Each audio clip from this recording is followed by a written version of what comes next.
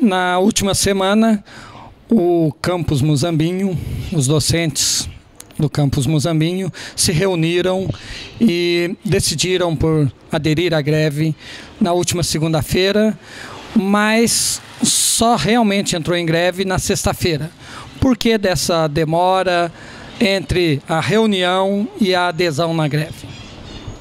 Boa tarde aos internautas, muzambinho.com. Existe uma questão legal que nos obriga a informar aos gestores com 72 horas de antecedência sobre o início dos movimentos de greve. Então, a Assembleia Geral dos Docentes e Técnicos Administrativos foi realizada na segunda-feira, dia 27, e para cumprir esse requisito legal, nós tivemos que iniciar a greve na sexta-feira, respeitando as 72 horas de antecedência. Foi enviado, junto com o aviso de greve, um ofício ao diretor-geral e ao reitor, informando sobre os setores essenciais que têm que funcionar em sistema de rodízio. São setores de atendimento aos estudantes internos, refeitório, serviço de estrutura, de infraestrutura de forma geral, segurança. Então, os servidores, eles estão atuando em sistema de rodízio, garantindo aí os 30% de funcionamento desses setores. O Sinaseb representa docentes e técnicos administrativos.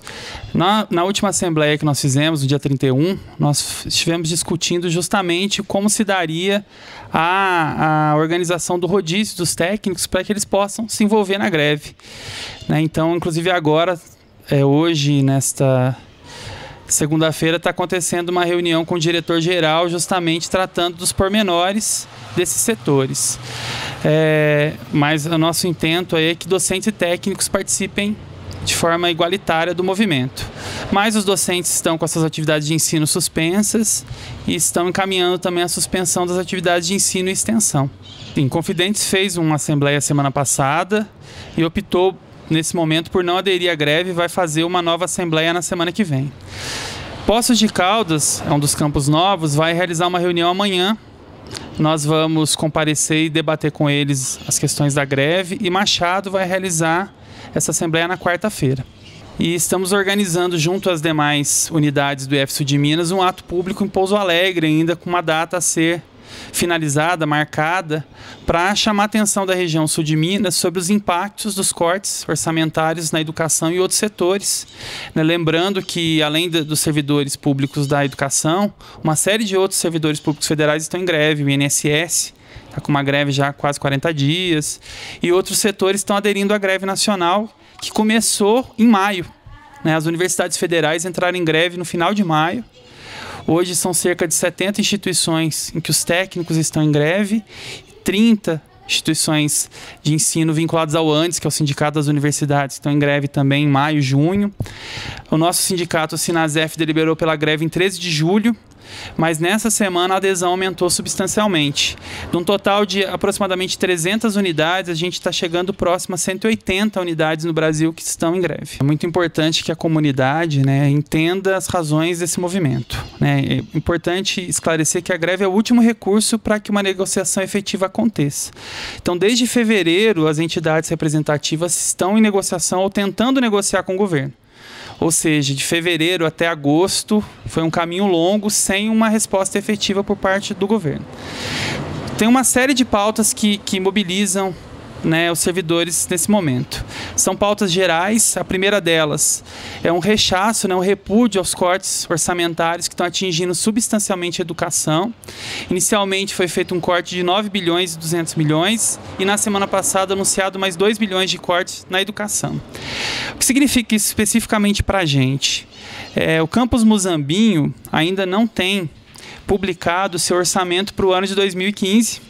Nós estamos em agosto e o orçamento ainda não foi publicado em definitivo. O que se sabe é que nas verbas de custeio, por exemplo, que garantem o pagamento dos terceirizados, que é um contingente bem consistente de trabalhadores, cerca de 230, 220, 10% das verbas de custeio já foram cortadas. Isso significa que não se sabe se a gente consegue pagar as contas do material que sustenta a escola cotidianamente. E o material permanente, que são os investimentos em equipamentos e tal, o corte está na casa dos 47%. Então, isso vai impactar substancialmente no serviço, na qualidade dos serviços prestados à comunidade. Tá? Então, o primeiro motivo de ordem geral é um repúdio aos cortes, né? Entendendo que se há uma crise econômica, os setores estratégicos, como a educação, por exemplo, não devem ser afetados. Que se cortem de outros setores que não da educação. O governo faz aí uma campanha de nação educadora e faz cortes tão grandes justamente na área da educação? Então, vários setores foram atingidos pelos cortes, né? O setor da saúde, da segurança e outros setores. Realmente é uma contradição com o slogan assumido pelo governo de pátria educadora, né?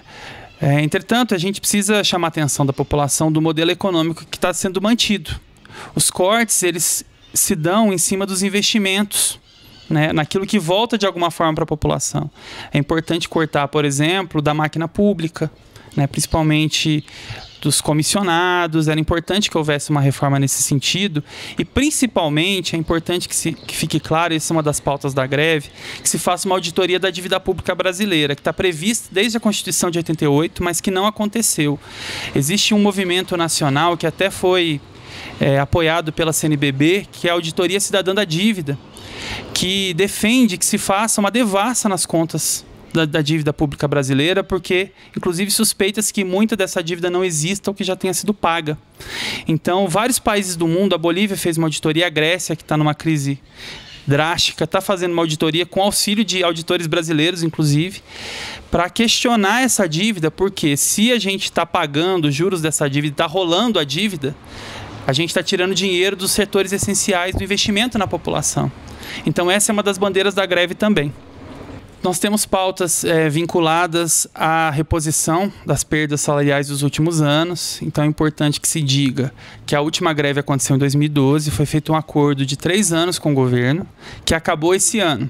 Então o governo fez uma reposição salarial em torno de 15% para os servidores, porém essa reposição perdeu para os índices oficiais de inflação.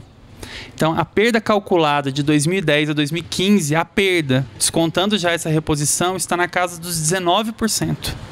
E o governo agora, na rodada de negociação, fez uma proposta para 4 anos, de 21,3%. Só a inflação desse ano está prevista para 9%. Então, o governo nos faz uma proposta de 21,3% para 4 anos, ou seja, a gente fica amarrado, sem poder efetivamente negociar nesses 4 anos, assumindo as perdas passadas e correndo o risco de assumir as perdas futuras.